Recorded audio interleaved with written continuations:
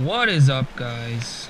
I am doing my first kendama unboxing with you, and this is a really dangerous knife. Alright, and I got a Sweets F3 Taffy, and me and my friend Kiana are gonna try it out. So yeah, this is a really good kendama, especially for the new F3 cams.